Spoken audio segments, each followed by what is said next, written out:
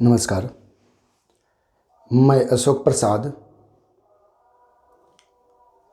अपने channel study with Ashok sir पर हिंदी व्याकरण के एक महत्वपूर्ण पाठ कारक को लेकर आपके लिए उपस्थित हुआ हूँ, जो कि matric, inter, graduation, SSC, GD, DElEd, STET, CTET इत्यादि एकेडमिक और प्रतियोगी परीक्षाओं के लिए महत्वपूर्ण चैप्टर हैं। इस चैप्टर से सभी परीक्षाओं में 2 से 3 अंक के प्रश्न पूछे जाते हैं, इसलिए मैंने इसे बहुत अच्छी तरह से पूर्ण प्रयास से एक एक बातों को इसमें सम्मिलित करते हुए लाया हूँ। आप इस वीडियो को पूर्ण देखें, समझें और पूरा देखने के बाद आप एक कमेंट करें। हम आग्रह करेंगे कि अपने कमेंट के साथ अपने राज्य और ज़िले का नाम अवश्य लिखेंगे और कमेंट में ये ज़रूर लिखें कि आपको ये मेरी पढ़ाई अच्छी लगी, बेटर लगी या बेस्ट लगी, कैसी लगी, ज़रूर लिखें। यदि ये मेरी वीडियो आपके लाभप्रद नहीं हो तो आप अवश्य लिखें कि यह वीडियो अच्छी नहीं है। मैं अपनी बुराई से को बुरा नहीं मानता। आप अवश्य इस वीडियो की कमी को लिखें और यदि अच्छी हो तो इसकी अच्छाई को कमेंट में शेयर करें। तो चलते हैं लेकर पाठ कारक को। कारक जो हिंदी व्याकरण का एक महत्वपूर्ण पाठ है, जिसका अंग्रेजी केस होता है, CASE, केस मतलब कारक। ठीक है, यह हमारे हिंदी व्याकरण का लेसन नंबर 13 होगा। ठीक है, 13वां लेसन में हमने दिया है। इसके पहले भी हिंदी व्याकरण का 12 लेसन आप लोग को हम दे चुके हैं। चलिए, कारक जिसे अंग्रेजी में केस कहते हैं, हम समझते हैं कि कारक क्या है। देखते हैं कारक। संस्कृत में हमने परिभाषा यहाँ दिया है एक, आप इसे भी याद रखेंगे तो अच्छा रहेगा। कारक की परिभाषा हुई क्रियान्वयित्वम कारकम। यह बताता है कि क्रिया की जो क्रिया के साथ जो अपनी उसकी व्युत्पत्ति को बताए उसे कारक कहते हैं। यानी क्रिया के साथ जो उत्पन्न हो, काम के साथ जो भी शब्द साथ उसके साथ साथ में सहयोग कर रहे हो काम को करने में, उसे कारक कहते हैं। अर्थात फिर से, क्रिया को करने में, क्रिया में क्या होता है? काम। अच्छा, न्वयित्वम मतलब काम को करने में जो सहयोग करे। मान लीजिए कि हम काम कर रहे हैं, हम पढ़ाने का काम कर रहे हैं, तो काम को करने में ये बोर्ड सहयोग कर रही है ना, ये कलम सहयोग कर रही है ना, मेरी कमीज सहयोग कर रही है ना, तो ये सब क्या हुए? कारक हुए। काम को करने में जो भी सहयोग में आए वो कारक है। चलिए आते वाक्य में परिभाषा को लेते हैं। वाक्य में क्रिया के साथ, किसी भी वाक्य में, मैंने हिंदी के किसी वाक्य में क्रिया के साथ यानी काम के साथ जिन संज्ञा या सर्वनाम पदों का प्रत्यक्ष संबंध हो, प्रत्यक्ष माने डायरेक्ट संबंध हो, डायरेक्ट संबंध हो यानी डायरेक्ट सहयोग हो या संबंध हो। किसका? किसी भी संज्ञा या सर्वनाम, संज्ञा या सर्वनाम इसी का सहयोग है। देखिए क्या है, कलम क्या है? संज्ञा है। बोर्ड क्या है? संज्ञा है। ये शॉर्ट क्या है? संज्ञा है। मैं क्या हूं? सर्वनाम। मैं शब्द जो बोलूं वो सर्वनाम है। तो मेरा भी तो सहयोग है इस वीडियो को बनाने में, आपका भी तो सहयोग है इस वीडियो को सुनने में, आप भी कारक है। ठीक है, तो चलते हैं वाक्य में, यानी हिंदी वाक्य में क्रिया के साथ, हिंदी वाक्य में क्रिया खोजेंगे यानी काम खोजेंगे। उस काम के को करने के काम के साथ जिन संज्ञा या सर्वनाम का प्रत्यक्ष संबंध हो या सहयोग हो, माने क्रिया को करने में जिसका भी संबंध हो, उसे कारक कहते हैं। जैसे हम लोग लेंगे वाक्य, उदाहरण से परिपूर्ण रूप से समझ में आ जाएगी। राम ने रावण को बाण से लंका में मारा। ये एक वाक्य हुआ सुंदर सा। देखते हैं इसमें सबसे पहले हम कारक को पहचानने के लिए क्या खोजेंगे, क्रिया। क्यों? क्रिया को ही जो सहयोग करेगा, जो संज्ञा या सर्वनाम काम को करने में प्रत्यक्ष संबंध रखेगा, यानी सहयोग करेगा, काम को करने में सहयोग करेगा, उसी को कारक कहेंगे। तो काम को करने में तो पहले काम खोजेंगे। तो मारा माने मारने का काम किया, ठीक है, क्रिया तो खोल लिए। अब इस मारने के काम करने में किस किस का प्रत्यक्ष संबंध रहा, माने डायरेक्ट सहयोग रहा। तो देखिए मारने में किस किस का, मारने वाली क्रिया में कौन कौन शामिल हो रहा है? मारने वाली क्रिया में राम शामिल हो रहे हैं। राम ही ना मारे भाई, तो राम तो मारने का काम किए। चलिए अच्छा, इस मारने वाली क्रिया में और किसी पर काम हो रहा है, रावण पर। मारने का काम रावण पर हुआ। मान लो हम यहाँ मार रहे हैं किस पर, बोर्ड पर, तो हमने मारने का काम किया बोर्ड पर। क्या बोर्ड पर संबंध उसका नहीं है, बोर्ड से कोई संबंध नहीं है। तो हाथ से जब चोट मारे तो बोर्ड का संबंध नहीं रहा, हाथ और बोर्ड में संबंध बैठवे किया। चलिए, तो रावण को यह भी एक कारक है। अच्छा, मारा गया तो किस चीज से मारा गया? फट से नहीं ना मारा गया, बाण से मारा गया। तो बाण का भी सहयोग रहा मारने में, ठीक है, सहयोग रहा या संबंध रहा, ये ध्यान रखें, प्रत्यक्ष संबंध। अच्छा, मारने का जो काम हुआ हमारे गांव आपके गांव में नहीं ना हुआ, ठीक है, हो सके आप श्रीलंका से देख रहे हो तो हो सकता है। चलिए, तो लंका में मारा गया, ठीक है ना, यानी कि मारने का संबंध भारत में नहीं था, भारत से नहीं था, लंका में था, श्रीलंका में था, ठीक है। यानी मारने वाली क्रिया से राम का भी संबंध है, रावण का भी संबंध है, बाण से भी संबंध है, लंका जैसे जगह का भी संबंध है। तो इस प्रकार से ये चारों जो शब्द हुए ये सबके सब का हुए, कारक हुए। तो इस वाक्य में यानी ऊपर दिए वाक्य में राम ने, ठीक है, रावण को, देखिए ऊपर है, बाण से नीचे भी है, लंका में नीचे भी है, ठीक है ना। ये चारों क्या है, कारक है। ये चारों कारक कहे जाएंगे। हमें आशा है कि आप सभी को कारक किसे कहते हैं, कारक क्या कहलाता है समझ में आ गई होगी। तो हम चाहेंगे कि अब वीडियो को आगे बढ़ाएं। अब चलते हैं हम लोग कारक की पहचान करें और कारक के भेदों के बारे में जानें। तो ध्यान रखें, कारक के हिंदी में 8 भेद होते हैं। कारक के कितने भेद होते हैं? 8 भेद। यदि आए परीक्षा में कारक के भेद होते हैं, कितने देंगे? 8, आंसर देंगे 8। चलिए, तो कारक के 8 भेद होते हैं, तो वो 8 भेद कौन कौन है सामने आपके सामने यहाँ लिखा हुआ है, ठीक है ना। और चलिए, और कारक के 8 भेद के साथ हमने उसकी विभक्ति भी सामने दिया है। विभक्ति का मतलब होता है संज्ञा या सर्वनाम के आगे, देखिए विभक्ति का अर्थ क्या होता है, आ जाता है परीक्षा में, विभक्ति का अर्थ होता है, तो आंसर होगा संज्ञा या सर्वनाम के आगे लगने वाले शब्द को विभक्ति कहते हैं, शब्द या चिन्ह को विभक्ति कहते हैं, ठीक है ना। संज्ञा या सर्वनाम के लगने वाले चिन्ह, संज्ञा या सर्वनाम के आगे लगने वाले चिन्ह को विभक्ति कहते हैं। जैसे राम संज्ञा उसके आगे कौन लगा है? ने लगा है। रावण संज्ञा उसके आगे क्या लगा है? को। बाण संज्ञा उसके आगे से लगा है, और लंका में के बाद में लगा है। तो ने, को, से, में, ये क्या है? विभक्ति है, यानी चिन्ह है। तो 8 कारक के अलग अलग चिन्ह होते हैं। सभी चिन्हों को और कारक के नाम को यदि आप याद कर जाते हैं तो कारक एकदम आसान पाठ है, ठीक है। जैसे देखें, कारक, कर्ता कारक, कर्म कारक, करण कारक, है ना। चलते हम एक एक करके, संप्रदान कारक, आपादान कारक, संबंध कारक, अधिकरण कारक और संबोधन कारक। ये कारक के 8 भेद हो गए, आप ध्यान कर लेंगे, ठीक है।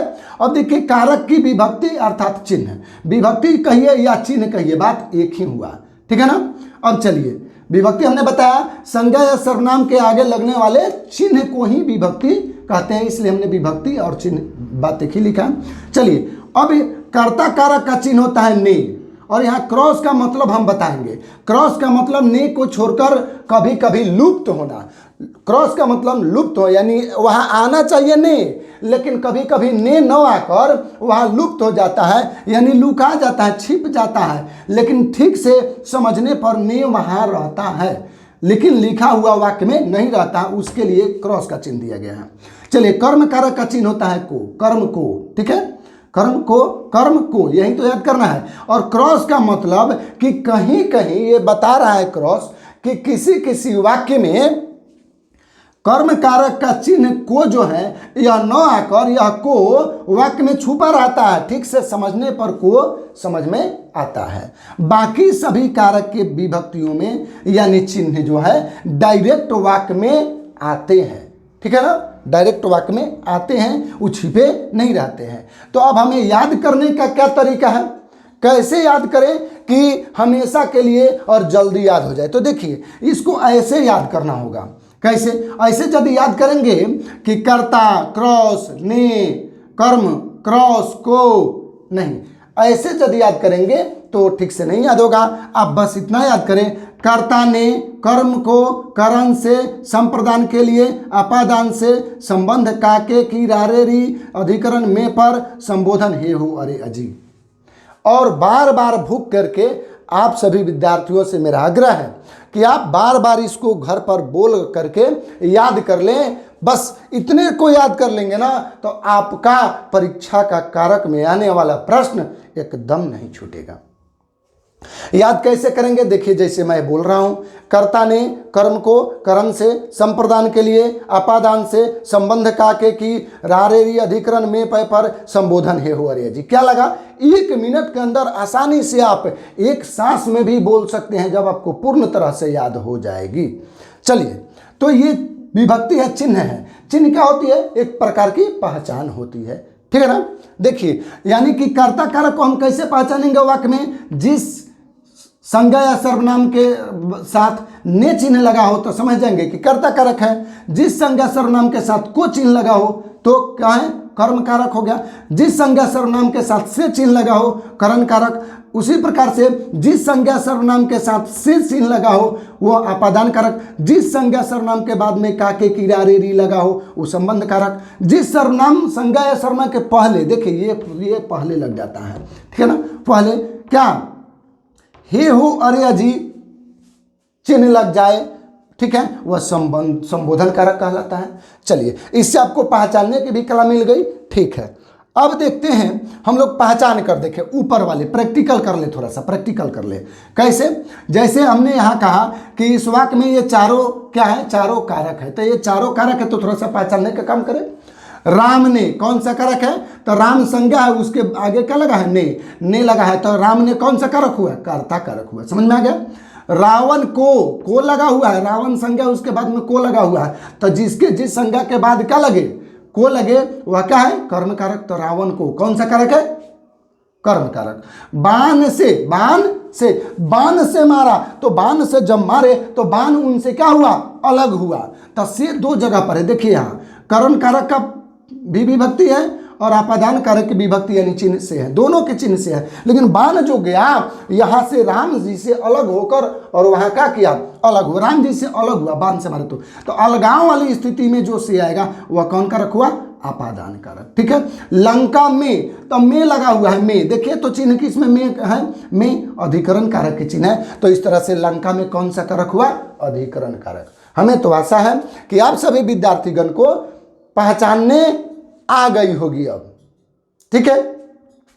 तो चलते हैं, थोड़ा सा अंतर को समझें, थोड़ा सा विशेष अब जानकारी जो है मुख्य है आपके परीक्षा में जो आएगी ना, तो भुलवाने का प्रयास प्रश्न जो करता है, ठीक है, उसको भी आप पूर्ण रूप से समझ लेंगे, एकदम कहीं गड़बड़ नहीं होगी, आप पूरे अंक उठाकर लाएंगे व्याकरण का अपने मार्कशीट में। चलते हैं, देखिए यहां पर कुछ एक जैसा चीज मिलता है।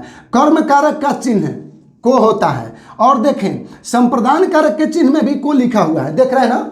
आखिर इसमें कैसे आप अंतर कर पाएंगे, कैसे इसको समझ पाएंगे? तो देखिए यहां को जो होगा ना उस संज्ञा या सर्वनाम पर असर पड़ेगा। जिससे रावण को मारा तो मारने का असर किस पर पड़ा? रावण पर पड़ा। चोट किस पर पड़ा होगा? रावण पर, ठीक है ना। तो ये जो है कर्म हुआ, ये को जो आएगा ना वो लिखा रहेगा को, लेकिन अर्थ रखेगा के लिए, माने उसके लिए। देखिए लिखा रहेगा को लेकिन अर्थ किसका रखेगा? के लिए का अर्थ रखेगा। यानी हम उसके लिए दे दिए, ठीक है ना, उसके लिए दे दिया, अपने लिए अब नहीं रखे, अब उसको ले, अब वह चीज उसका हो गया, ठीक है। अर्थ यहां देखिए लिखा रहेगा को, लेकिन उसका अर्थ निकालने पर के लिए जब आए तो वो संप्रदान कारक होगा। यदि को लिखा है या अर्थ को में ही रह जाए तो वो कर्म कारक हो गया, ठीक है। हम बताएंगे फिर आगे चल के, थोड़ा सा अभी समझा रहे हैं लिखा हुआ बात को।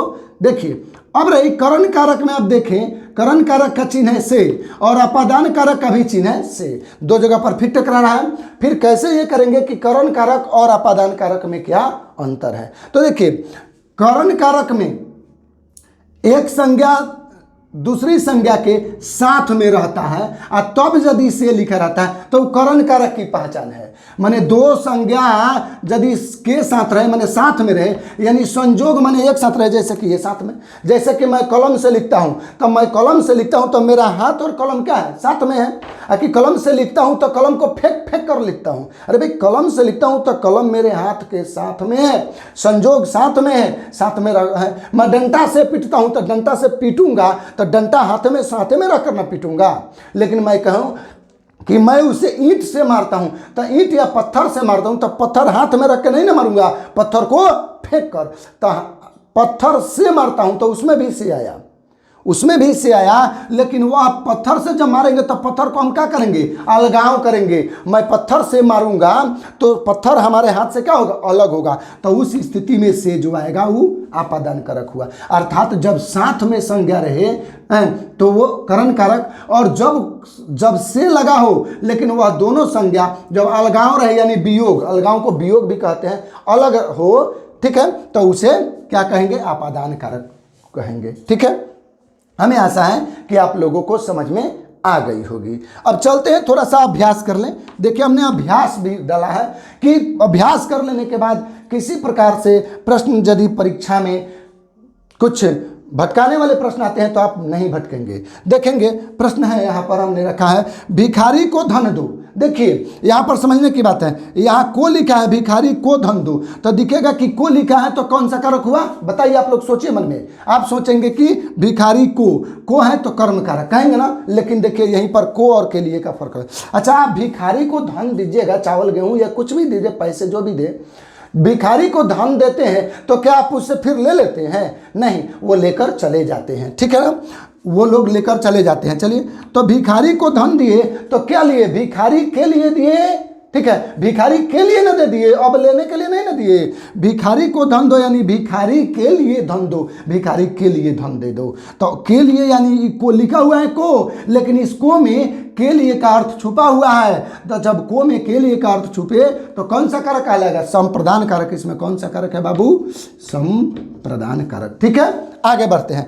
पेड़ से पत्ते गिरते हैं, तो पेड़ से जब पत्ते गिरेंगे तो क्या पेड़ को ले ही गिर जाएंगे, पेड़ को लिए गिरेंगे कि पेड़ से अलग होकर पत्ते गिरेंगे, पेड़ से अलग होकर पत्ते गिरेंगे। तो देखिए यहाँ से लिख लगा हुआ है, तो से दो जगह पर है। अब रहा ये से के, तो पेड़ से जब पत्ता गिरेगा तो पेड़ से अलग होकर गिरेगा, अलग होकर यानी अलगाव होगा, यानी वियोग होगा, पेड़ और पत्ते में वियोग होगा, उस स्थिति में आपादान कारक होता है। पेड़ से में कौन सा कारक है, अपादान कारक। ठीक है ना, ध्यान होगा। अब देखिए मैं कलम से लिखता हूं, देखिए डबल से, यहां से और यहां से, अब दोनों में अंतर समझिए। मैं कलम से लिखता हूं, तो कलम से जब लिखता हूं तो क्या कलम को अलग करके लिखता हूं कि साथ में रख के लिखता हूं, तो कलम को अपने साथ में रख के लिखता हूं, तो साथ में, तो से लगा हुआ है, से लगा हुआ है, लेकिन के साथ में, संजोग में, साथ में है। तो यहां पर जो से है यह कौन सा कारक का से हुआ, करण कारक का। तब पूछा जाए परीक्षा में लिखे कि मैं कलम से लिखता हूं, इस वाक्य में कलम से कौन सा कारक है, आंसर होगा क्या, करण कारक। तो अब देखें ना, यहां भी से है, यह अपादान कारक हो गया, यहां से है, ये करण कारक हो गया। आपको दोनों में अंतर समझ में आ गई होगी। हम ऐसे ही भटकाने वाले प्रश्न के लिए उदाहरण लिए हैं। चलिए, वह धोबी को कपड़ा देता है, मान लीजिए वह धोबी को कपड़ा देता है, तो यहाँ को लगा हुआ है, ऐसे देखकर आप कहेंगे कि को कर्म कारक है, को कर्म कारक का विभक्ति होती है, चिन्ह होती है, तो कर्म कारक है, नहीं वह, हाँ ध्यान दीजिए, मिस्टेक हुआ, सॉरी। चलिए, वह धोबी को कपड़ा देता है। बताइए, भिखारी को जब हम धन दिए थे तो भिखारी को रख लेने के लिए कि वो रख लेगा, अपने प्रयोग में लाएगा, उसके लिए भिखारी के लिए दे दिए थे कि फिर मांग लेने के लिए, नहीं, दे देने के लिए दिए थे। लेकिन जब हम धोबी को कपड़ा देते हैं, ठीक है, तो धोबी को कपड़ा साफ करने के लिए देते हैं कि साफ करके फिर लाकर वो हमको दे देगा, न कि उसको रख लेने के लिए कि ले जाओ रख लो तुम अपना। नहीं नहीं, धोबी को हम कपड़ा धोने के लिए देते हैं, तो धोने के लिए देने धो देगा और फिर वापस लाके हमको देगा। तो क्या वो धोबी के लिए हो गया? वो कपड़ा जो दिया वो धोबी के लिए हो गया? नहीं, धोबी के लिए नहीं हुआ, वह धोबी वापस कर देगा। तो जब वो वापस करेगा तो ये को जो है, को कहीं अर्थ में रह गया, के लिए के अर्थ में नहीं रहा। के लिए के अर्थ में कब होता? वह जैसे कि वह धोबी को कपड़ा देता है, यानी धोबी के लिए कपड़ा देता है। हमने धोबी के लिए दे दिया, अब नहीं मांगेगा तब ना। लेकिन हम लोग तो धोबी को कपड़ा देते हैं लेने के लिए कि फिर साफ कर देगा तो ले लेंगे। तो लेने के लिए तो फिर तो मेरे काम में आ जाएगा। तो यहाँ को जो आया है के लिए के अर्थ में नहीं आया, को जो है के लिए के अर्थ में नहीं आया, को ही के अर्थ में आया, तो इसलिए कर्म कारक है। धोबी को यहाँ पर कौन सा कारक है? कर्म कारक। आइए, मैं रमेश को कलम देता हूं, तो मैं यदि रमेश को कलम देता हूं तो मैं अपना कलम रमेश को जब देता हूं तो क्या करेंगे? अभी लिख लेगा, फिर रमेश से हम क्या कर लेंगे? ले लेंगे। तो वापस जब ले लेंगे को, तो फिर तो मेरे ही काम के लिए आ गया, रमेश के लिए नहीं ना हुआ। रमेश को लिखें तो यहाँ पर अर्थ रमेश के लिए हो जाना चाहिए, लेकिन रमेश को कलम देता हूँ फिर ले लेंगे, तो रमेश के लिए नहीं देता हूँ, थोड़ा सा लिख देने के लिए देता हूँ। तो इस तरह से ये जो को है के लिए के अर्थ में नहीं आता है। तो जब को के लिए के अर्थ में नहीं है तो कर्म कारक, तो ये भी क्या हुआ? कर्म कारक। हमें आशा है कि इस प्रकार के भटकाने वाले सारे प्रश्नों का जवाब अब आप दे सकते हैं। तो चलते हैं, एक विशेष प्रकार के वाक्य हम लिए हैं, ठीक है, जो वाक्य एक ही वाक्य में आठों भेद, कारक के आठों भेद के चिन्ह आ सकते हैं। तो आप ही सोचे जरा सा कि एक वाक्य में कारक के आठों विभक्ति आठों भेद कैसे आ सकते हैं। वैसे ऐसा एक वाक्य बोलें जिस वाक्य में कारक के आठों भेद आते हों, ठीक है। तो देखिए हम उसको लेकर आए हैं, आप ध्यान कर लेंगे, याद कर लेंगे। कोई ऐसे प्रश्न पूछे तो आपको ध्यान रहेगा, ठीक है, या आप किसी से पूछ करके आप उसको बता भी सकते हैं, ठीक है। हम इसके लिए बता रहे हैं। चलिए, ये विशेष है, विशेष में हमने दिया है क्या? एक वाक्य में सभी कारक। एक वाक्य ऐसा बोलेंगे जिसमें सभी कारक आएंगे। कौन हुआ वाक्य? हम, हे प्रभु, पिता ने पुत्र को विद्या रूपी भूषण से आभूषित करने के लिए घर से गुरु जी के आश्रम में भेजा। यह एक वाक्य हुआ। क्या? हे प्रभु। तो जब हे प्रभु कहा गया तो यहां पर देखिए तो ब्लू रंग में हे लगा हुआ है ना, देखिए हे आ गया संबोधन कारक का चिन्ह, ठीक है। उसका पिता ने लगा हुआ है, देखिए कर्ता कारक आ गया, यहां पर देखते चले कर्ता कारक का चिन्ह आ गया। पुत्र को, तो को आ गया, देखिए कर्म कारक का हो गया। विद्या रूपी भूषण से, तो देखिए से करण कारक आ गया। चलिए, आभूषित करने के लिए, यहाँ के लिए जो आया है ब्लू में, तो यहाँ देखिए के लिए ये संप्रदान कारक हो गया, ठीक है। घर से, तो देखिए से आया हुआ है ना, आपादान कारक का काम हो गया, ठीक है ना। गुरु जी के, तो का के आ गया तो संबोधन कारक का, संबंध कारक का काम हो गया। आश्रम में आया तो आपका अधिकरण कारक का काम हो गया। और सबसे पहले हे तो था तो संबोधन कारक का काम हुआ ही था। देखिए आठों कारक आ गए ना एक वाक्य में, और वह वाक्य क्या हुआ? हे प्रभु अर्थात हे भगवान, पिताजी ने अपने पुत्र को, अपने बेटे को, ठीक है, विद्या रूपी भूषण से आभूषित करने के लिए, यानी विद्या रूपी भूषण मतलब होता है गहना, विद्या रूपी गहने से आभूषित करने के लिए, मैंने सजा देने के लिए हम क्या कर रहे हैं? हमारा प्रयास है कि हमारे छोटे भाई बहन, ठीक है, पढ़ करके अब विद्या रूपी भूषण से आभूषित हो जाए, सज जाए, ठीक है। तो पिता ने अपने पुत्र को विद्या रूपी गहने से सजा देने के लिए क्या किए? जानते हैं आप लोग, विद्या रूपी भूषण से सजने के लिए क्या करना पड़ता है? अपने घर को छोड़कर विद्या गुरु जी के आश्रम में जाना पड़ता है, ठीक है। अपने घर को छोड़ते हैं और गुरु जी के आश्रम अर्थात आजकल के समय में विद्यालय में जाना पड़ता है, तो गार्जियन भेजते हैं। तो उसी प्रकार से एक वाक्य यहाँ हमने रखा है, हे प्रभु, पिता ने पुत्र को विद्या रूपी भूषण से आभूषित करने के लिए घर से गुरु जी के आश्रम में भेजा। इस वाक्य में कारक के सभी भेद सम्मिलित हैं। तो इस प्रकार से आप यह विशेष नॉलेज रखेंगे और पूर्ण, कोई बड़ा नहीं हुआ, छोटा सा इतनी सी पढ़ाई में आप कारक के सारे जानकारी प्राप्त कर लिए।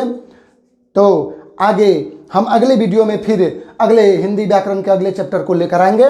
तब तक आप पूर्ण रूप से देखकर और ज़रूर कमेंट करेंगे। यदि आपको वीडियो अच्छी लगी हो तो लिखेंगे कि बेस्ट है, यदि बुरी लगी हो तो आप लिखेंगे कि वीडियो अच्छा नहीं लगा। हम बहुत खुश होंगे, अपने में सुधार करने का प्रयास करेंगे। जय हिंद, जय भारत, धन्यवाद।